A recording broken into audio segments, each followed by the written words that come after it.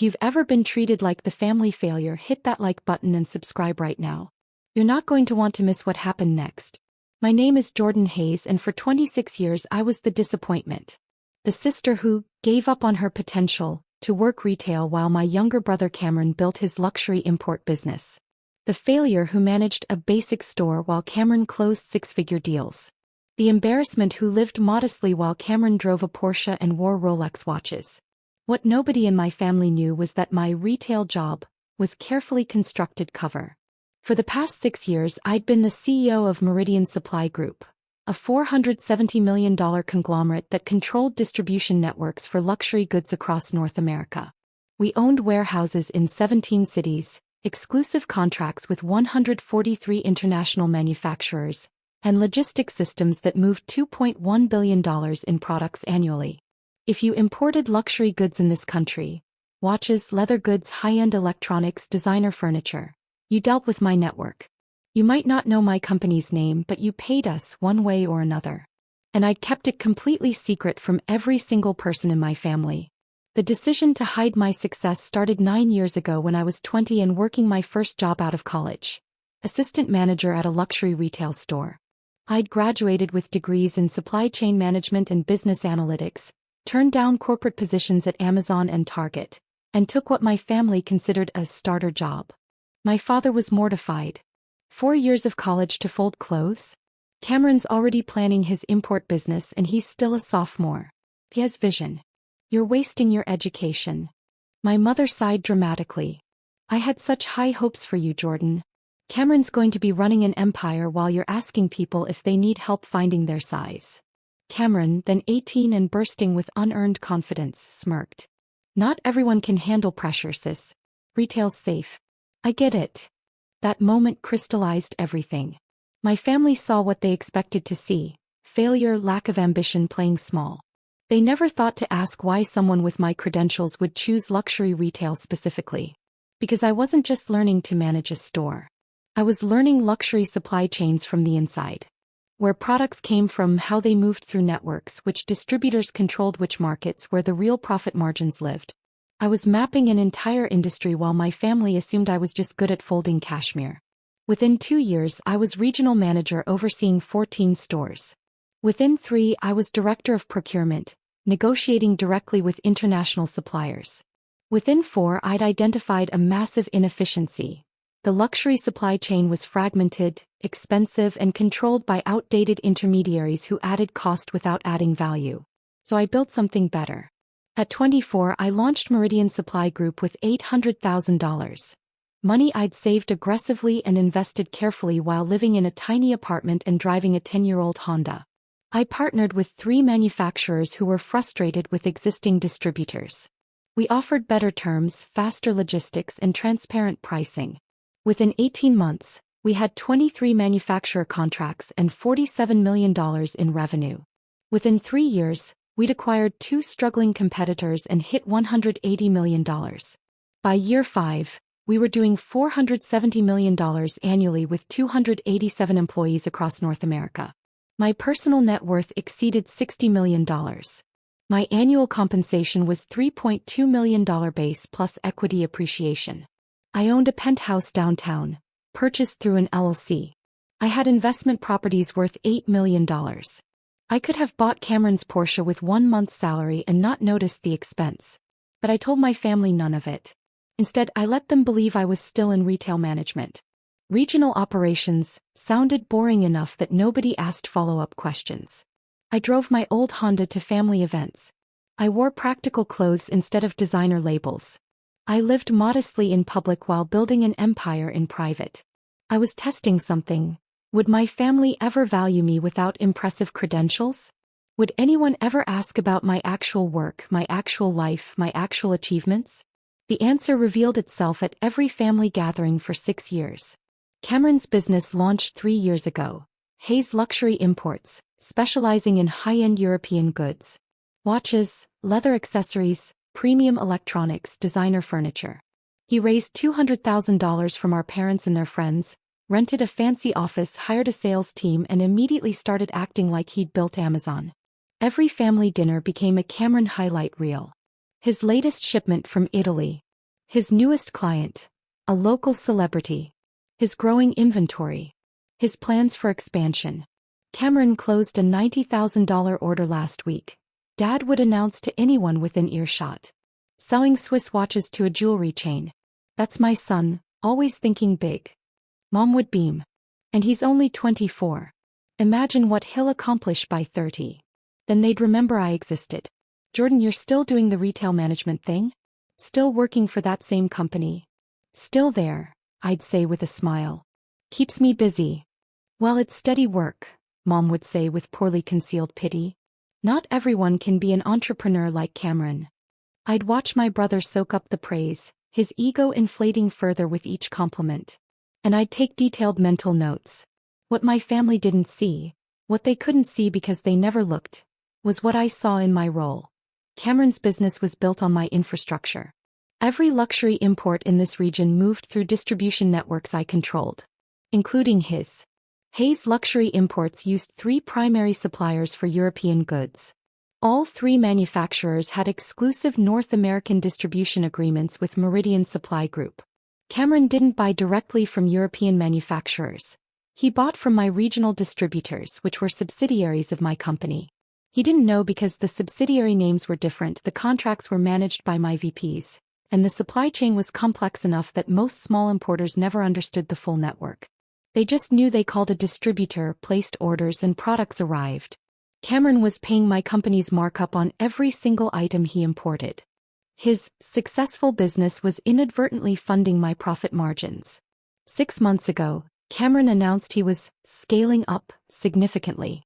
He'd been doing around $2 million annually in sales, respectable for a 3-year-old import business, but not the empire he pretended it was.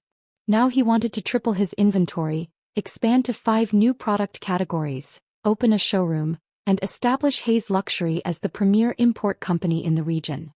I'm launching the new phase next month, he announced at Sunday dinner, radiating confidence. Big party, major clients, press coverage. This is going to put Hayes Luxury on the map. Dad raised his wine glass. To Cameron. Building something real while others play it safe. I didn't react. Just filed the information away. Because I knew something Cameron didn't. Scaling up meant dramatically increasing his supply chain needs. And every new supplier he'd need to access had exclusive contracts with my network.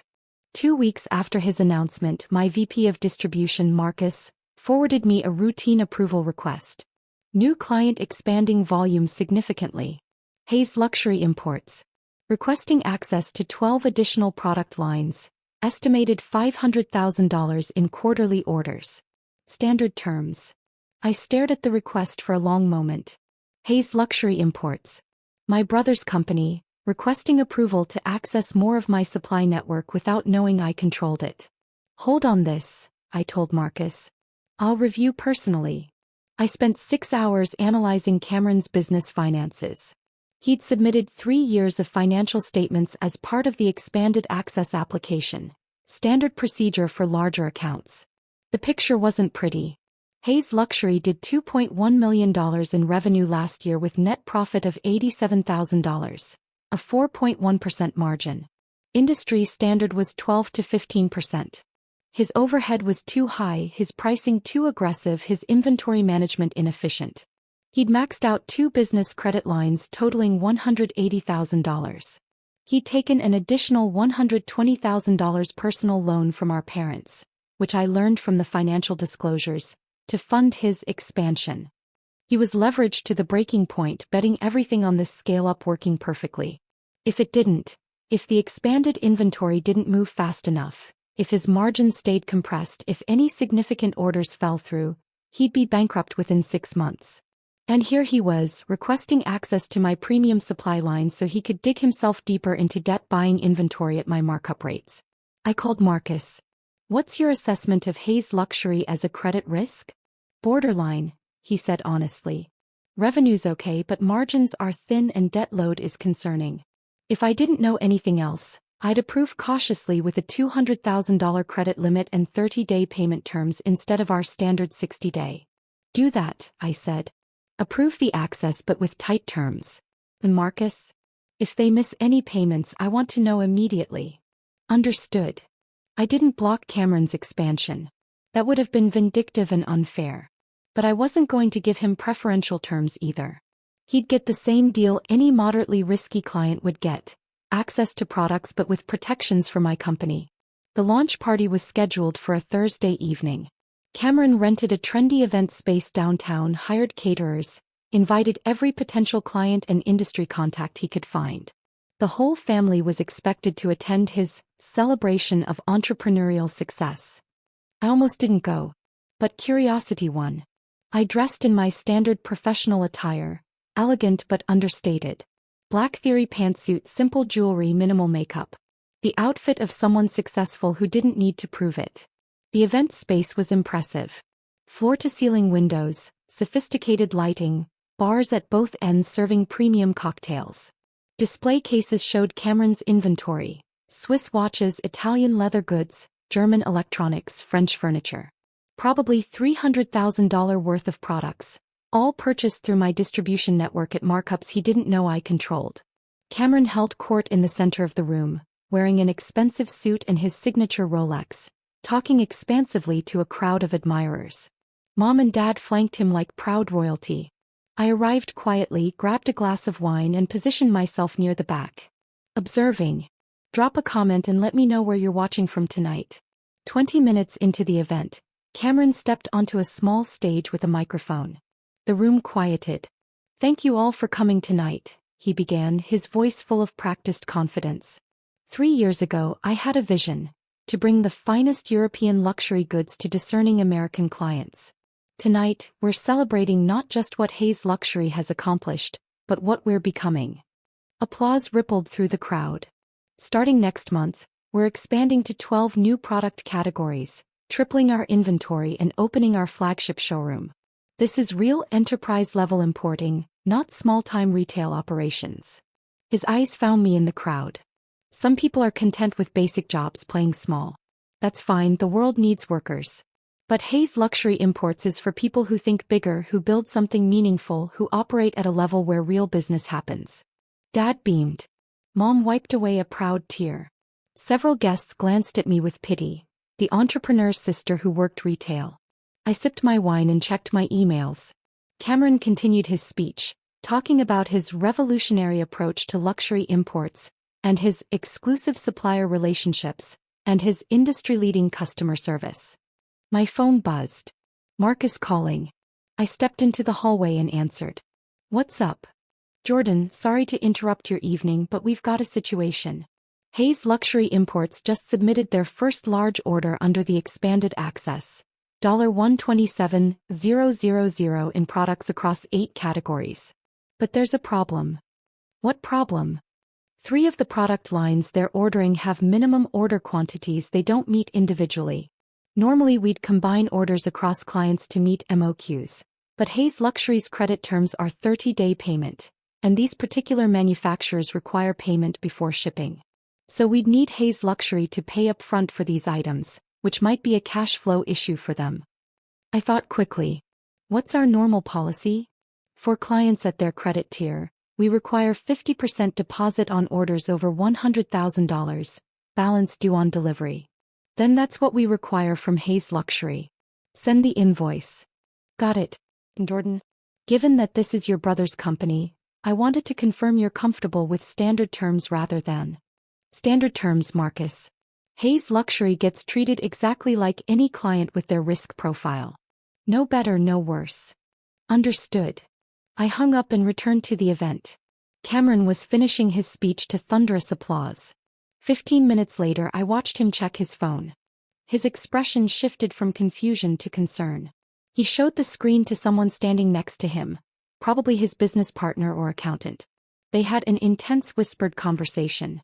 I knew what they were looking at. An invoice for $63,500 due immediately before order processing. Cameron's face had gone slightly pale. He excused himself and walked quickly toward a quiet corner, phone pressed to his ear. I drifted casually closer, just within earshot. What do you mean I need to pay up front? Cameron's voice was tense, trying to stay quiet. We have net 30 terms. I understand MOQ requirements, but no, I don't have $63,000 liquid right now, that's why we have payment terms. This is unacceptable, we're a valued client. I smiled slightly and turned away. He was learning that valued client status meant exactly nothing when you didn't meet order minimums. The party continued, but Cameron's energy had shifted. He was distracted, checking his phone constantly, his confident smile now looking forced. An hour into the event, my phone rang again. Marcus. Jordan, Hayes Luxury just contacted our customer service demanding to speak with a supervisor about the payment terms. They're saying this is going to damage the business relationship, and that they deserve better treatment given their expansion plans. How do you want us to handle it? Transfer them to me, I said. You sure? Transfer them. 30 seconds later, my phone rang with an internal transfer. I answered. This is Jordan Hayes, CEO of Meridian Supply Group. I understand there's a concern about payment terms. There was a pause. Then Cameron's voice, not recognizing me. Yes, finally someone with authority. Look, I run Hayes Luxury Imports and we've been a client for 3 years. This sudden demand for upfront payment is completely unreasonable. We have net 30 terms, we've always paid on time, and this is going to damage our relationship with your company. Mr. Hayes, I said, keeping my voice professionally neutral. According to our records, Hayes Luxury has net 30 terms for orders under $100,000. For larger orders, our standard policy for clients in your credit tier is 50% deposit. This policy exists because we're fronting significant capital to meet manufacturer minimums on your behalf. That's not acceptable. We're expanding significantly, which means much larger future orders for Meridian. You should be treating us like a premium client. I understand your position, I said calmly. However, premium client status is determined by actual volume, payment history and financial stability, not projected future orders. Hayes Luxury currently represents 0.3% of our quarterly volume. When you reach 2% or higher, we can discuss enhanced terms. This is ridiculous, Cameron said, frustration bleeding through. Who makes these decisions? I want to speak with someone who actually understands business development. You're speaking with her, I said, letting a hint of steel enter my voice. I'm the CEO. I make these decisions. And Mr. Hayes? I understand business development very well. Which is why I know that companies with 4% profit margins and debt-to-equity ratios above 2.5 don't qualify for extended credit terms. You're welcome to pay the deposit and proceed with your order, or you're welcome to find alternative suppliers. Those are your options. Silence on the line. How do you know our margin and debt ratios? He asked slowly. You submitted 3 years of financials when requesting expanded access. We review them. That's standard due diligence for any client requesting increased credit. More silence. Mr. Hayes, I have several calls waiting. What's your decision? I need to check my cash position. Can I call back in an hour? You have until 9 a.m. tomorrow. After that, the order cancels automatically. I hung up. I returned to the party. Cameron was standing with our parents, his face flushed, gesturing intensely while talking in a low, urgent voice. Dad looked concerned. Mom looked confused. I approached casually, wine glass in hand. Everything okay?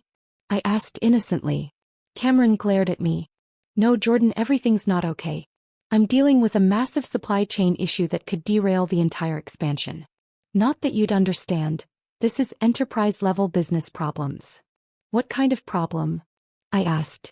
My distributor is suddenly demanding upfront payment for a huge order. Completely unreasonable. I've been a client for 3 years, always paid on time, and now they're treating me like some startup with no history. What's their reasoning? I asked, genuinely curious how he'd explain it. Something about order minimums and credit tiers. It's nonsense. They just don't understand that I'm about to scale significantly. They should be treating me like a premium client. Did they explain their credit tier criteria? I asked. Some garbage about volume percentages and debt ratios. Look, Jordan, this is complex business stuff. The point is they're being unreasonable and it might kill my expansion. Hit that subscribe button if you've ever had to set boundaries with toxic family, because what happened next changed everything. Dad put his hand on Cameron's shoulder. Can you get the money from somewhere else? A bridge loan. Not by tomorrow morning. And even if I could, it would be at terrible terms. I'm already leveraged. Mom looked worried. We gave you $120,000 6 months ago. Where did that go? Into inventory. Into the showroom deposit. Into this launch event. Building a business requires capital, Mom. I took a sip of wine. Have you considered asking your distributor about their credit tier requirements?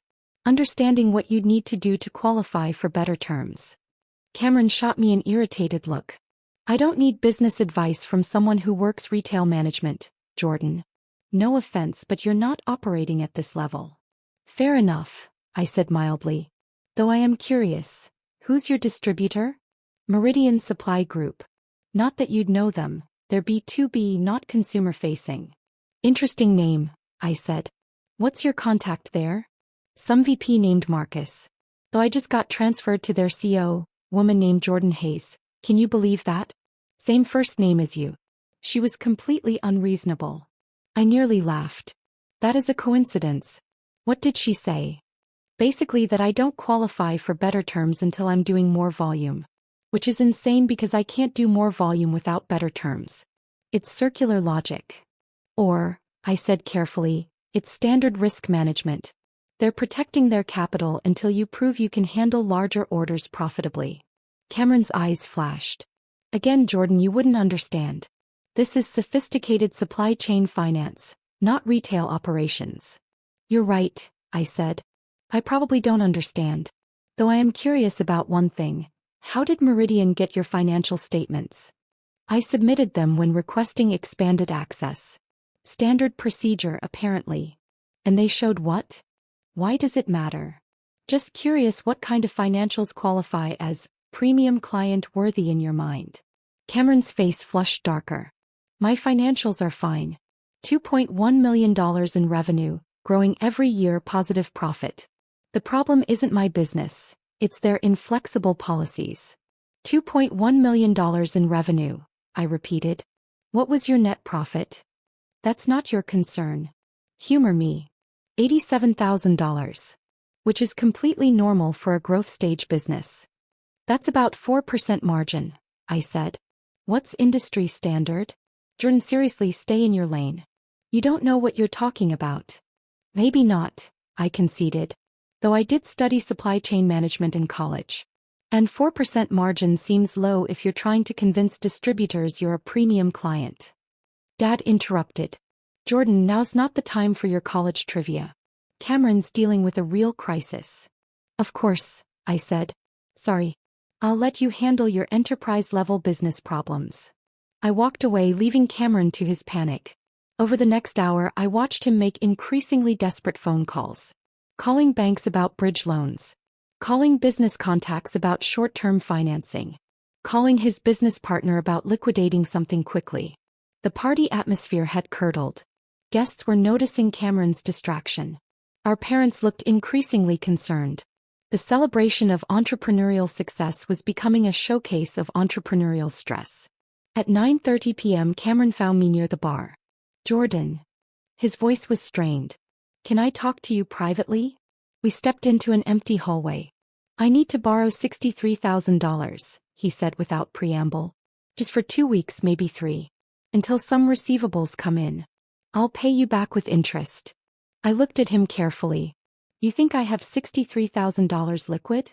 You've been working for 6 years. You must have savings. Cameron, an hour ago you told me to stay in my lane because I work retail management. Now you think I have $63,000 to lend. He had the grace to look uncomfortable. I'm desperate, okay? This distributor is being unreasonable, and if I don't make this payment, my entire expansion collapses. Please. Why is Meridian being unreasonable? I asked. Specifically. They want payment upfront because of some policy about order minimums and credit tiers. Did you ask what you'd need to do to improve your credit tier? Something about higher volume and better margins and lower debt ratios. Impossible standards. Or, I said gently, realistic standards for companies they're going to extend significant credit to. Cameron's frustration boiled over. God, Jordan, you sound just like that CEO woman. You don't understand how business works. Sometimes you need capital to grow, and distributors should recognize potential, not just current metrics. And sometimes, I said quietly, people mistake ambition for viability. Sometimes the problem isn't that others don't recognize your potential. It's that your business model doesn't work at the scale you're trying to force it to. So you won't help me. I didn't say that. I pulled out my phone. I said, I think you're misdiagnosing the problem. But let me make a call. I dialed Marcus on speakerphone. Marcus, it's Jordan. I'm here with Cameron Hayes of Hayes Luxury Imports. He's asked me to help him understand the payment terms situation. Can you explain the policy again? Marcus's professional voice came through clearly. Of course, Ms. Hayes. Hayes Luxury is requesting $127,000 in products. 3 of those product lines have manufacturer minimum order quantities of $50,000 each. To fulfill Hayes Luxury's order, we need to combine their request with orders from other clients to meet those minimums. Our standard policy is that we front the capital for combined orders and allow clients to pay according to their credit terms. However, when clients are in our moderate risk tier, defined as companies with debt-to-equity ratios above 2.0 or profit margins below 8%, we require 50% deposit on combined orders over $100,000. This policy exists because we're assuming significant financial risk by fronting manufacturer payments on behalf of the client. If Hayes Luxury wants to avoid the deposit, they could either order products that don't require MOQ combining, or they could improve their credit tier by demonstrating stronger financials. Cameron was staring at my phone, then at me, confusion spreading across his face. Thank you, Marcus, I said. One more question. What would Hayes Luxury need to do to qualify for your premium client tier? They'd need to either increase their quarterly volume to $400,000 or higher, or improve their financial metrics, specifically, achieve minimum 10% profit margins and reduce their debt-to-equity ratio below 1.5. Either qualification would move them to premium tier with extended credit terms. Understood. Thanks, Marcus. I hung up. Cameron was looking at me with an expression I couldn't quite read. Why do you have the direct number for Meridian Supply Group's VP of Distribution? Because, I said calmly, I'm Jordan Hayes, the CEO you spoke with earlier. The color drained from his face completely. What? Meridian Supply Group. I founded it 6 years ago. I'm the CEO.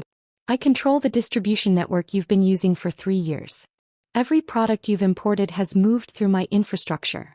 Cameron's mouth opened and closed without sound. The retail management job you've been dismissing for 6 years? That was cover.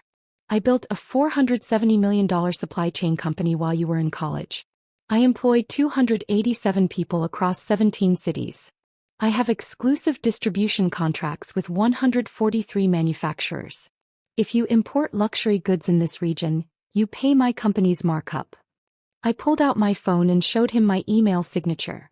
Jordan Hayes, Chief Executive Officer, Meridian Supply Group. Including you, I said softly. You've been paying my markup on every item you've imported for 3 years.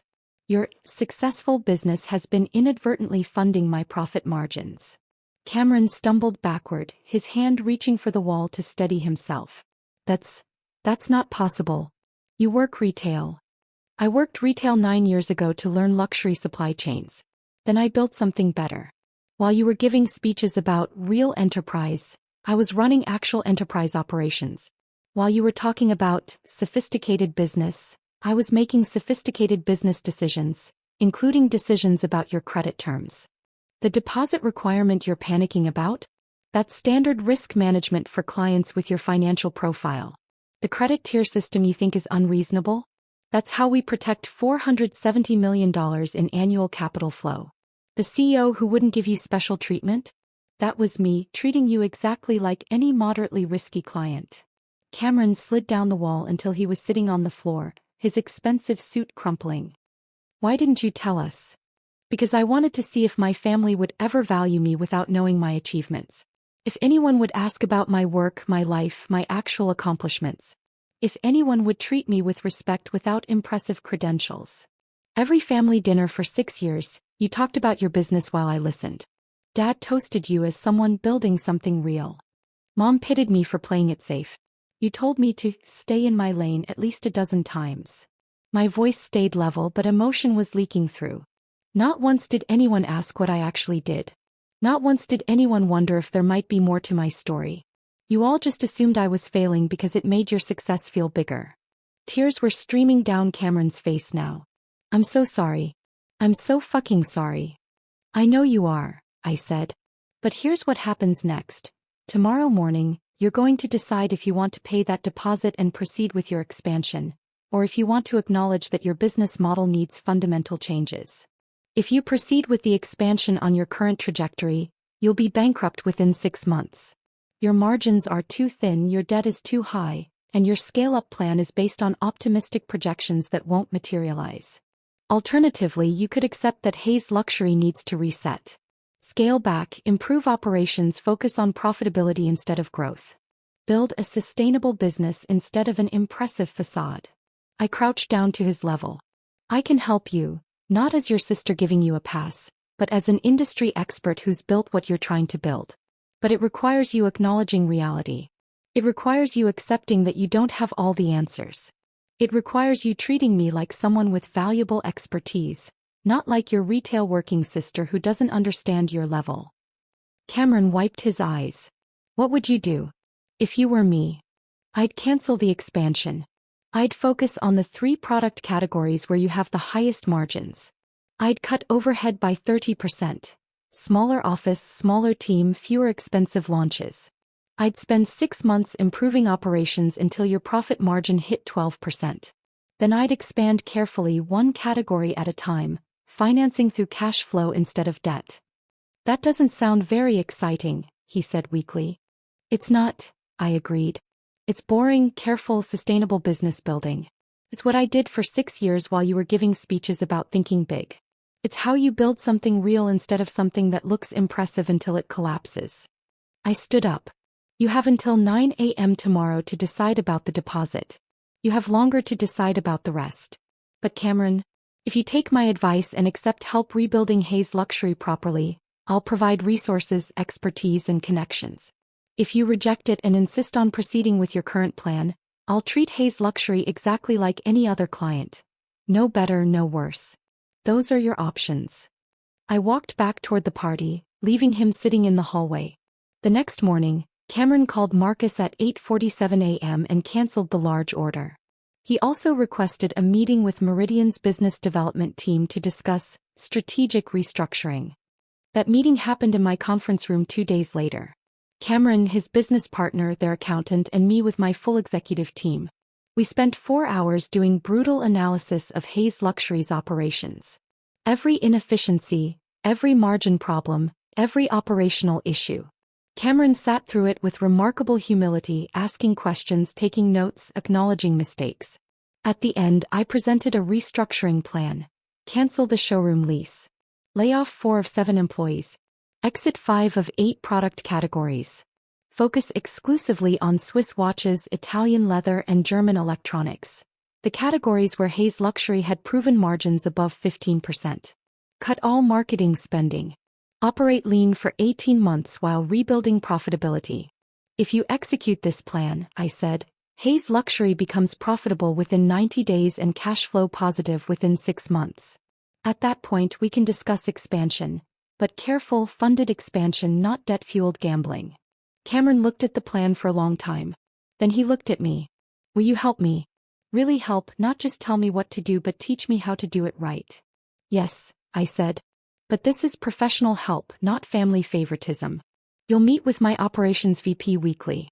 You'll implement every recommendation. You'll provide full financial transparency. And if you stop executing, I stop helping. Understood. Understood. That was 9 months ago. Cameron executed the restructuring exactly as planned. It was brutal, laying off people he'd hired, canceling the impressive showroom, admitting to clients that Hayes Luxury was scaling back. But it worked. Within 3 months his profit margin hit 14%. Within 6 months he'd paid off 1 credit line completely. Within 9 months, Hayes Luxury was doing $800,000 in annual revenue with $156,000 in net profit. A 19.5% margin that made it one of the most profitable small luxury importers in the region. Our family dinners changed dramatically. Dad asked me about business strategy, actually listening to my answers. Mom told her friends about both my children's successful businesses. Cameron asked my advice on everything from vendor negotiations to hiring decisions. But the biggest change was in Cameron himself. He stopped performing success and started building it. He stopped talking about being impressive and started focusing on being profitable. He stopped dismissing expertise and started seeking it out. Last month, Hayes Luxury placed its largest order ever with Meridian. $240,000 in inventory, paid through standard net 60 terms because Cameron had finally qualified for premium client tier through consistent performance and strong financials. When he got the approval notification, he called me immediately. "Jordan, I just got upgraded to premium tier. Thank you for everything." "You earned it," I said. "Through 9 months of hard work and honest business building. Can I take you to dinner? Not to talk about business. Just to say thank you. And to actually get to know my sister. The real you, not the person I assumed you were. We had dinner last week. 3 hours of conversation about life, dreams, mistakes, growth. He told me about the pressure he'd felt to be the golden child, how it had driven him to build something impressive rather than something sustainable. I told him about the years of being invisible, how it had taught me to find validation internally rather than externally. "I wasted 6 years competing with you," he said, "when I should have been learning from you." "You're learning now," I said. "That's what matters." My phone buzzed. A text from Dad. "Sunday dinner at our place. Both of you. Mom's making your favorite, Jordan. She asked what you actually like for the first time in years." I showed Cameron the text. He smiled. "Progress. Small steps," I agreed. "But steps forward." If you've ever had to walk away from people who couldn't see your value or build success in silence while others took credit, or set boundaries that felt impossible, tell me your story in the comments. What would you have done? Does any of this feel familiar? Because sometimes the greatest gift you can give someone isn't money or opportunity. It's reality. Especially when that reality shatters the comfortable fiction they've built about themselves and about you. And sometimes being family means caring enough to let someone fail so they can learn how to succeed for real.